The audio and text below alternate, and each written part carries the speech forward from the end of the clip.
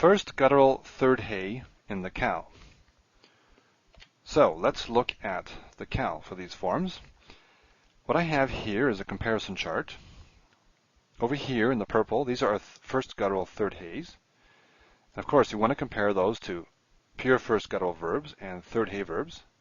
And what we expect is that the beginning part of these verbs is going to look like the first gutturals, and the tail end is going to look like third hay. And we'll see that that's the case. And then I put the strong verbs here as well, just for comparison. And we'll do this for select forms, not all the forms. Here's a few from the perfect, the imperfect, the preterite, and then imperative, participle, and the infinitive construct. Okay, let's run down the list here. Just briefly, we don't have to do every single one, but Allah, what does that look like? Gala or Ahmad? Well, it looks like Gala, right? Just like that. So you have the kametz hay at the end, just like the third hay. Alita, Galita, Amida. Well, it looks like this one, doesn't it?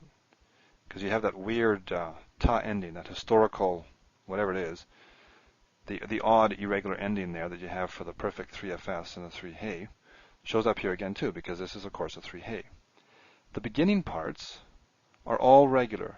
They're all just like the first guttural, but the first guttural is like the perfect, because in the perfect the first gutturals don't really look odd, because all the activity is at the end, right?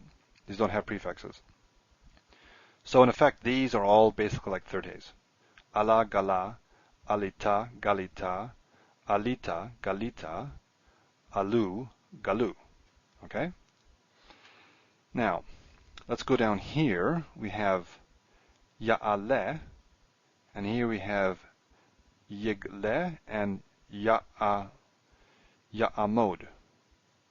So the beginning has the patach, just like the first guttural, because the guttural causes this to be a patach, and we have a compound shava on both of them. Okay, so the first part looks like first guttural, and then we have which is what we expect for 3 hays in the imperfect. So we just combined the two of these. We've taken the front end of this and the tail end of this, and there you have it. The same here. We have guttural here, or patach because of the guttural, and segol hay because of the third hay. That's the segol is what you get for the imperfect. If we move to the preterite, you see vaya'al, vayigel, vaya'amod. Well, the guttural again is causing this to be a patach, prefix vowel patach, just like here. But it's a shortened form, just like the 3 hay. You have the shifting of the accent, the hay drops, shifting of the accent. See that in both of them. The vowels, though, are influenced by the guttural. So instead of this segol helping vowel, you end up with patach because of the prefix patach, which of course comes from the guttural. So again, a combination of the two. Ale, just like amod, the first part, compound shava, the tail end tsere hey, just like the 3 hays.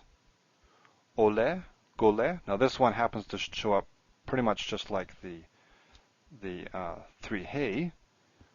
Alot, remember that big ending for the infinitive construct? Just like 3 hay. And then we have the compound shava under the guttural, because you can't have a simple shava. So these are not really that bad, at least in the cal. One end looks like third hay, and one end looks like first guttural. And I may as well show you this slide too, just if you're viewing this yourself, at least you have it here. The characteristics of first gutturals are patach plus holum in the imperfect. So patach plus holum, and compound shava wherever you have a guttural. Okay, obviously. So here's a compound shava, because you can't have simple shava under guttural. And then here are the 3 rules for the 3 hay. With no suffixes, you get a vowel. Vowel plus mate or hay. With vocalic suffixes, 3 hay drops. And with consonantal suffixes, you end up with like quiescent yud. Next, we'll look at the hifil. The hifil for the first guttural, third hay.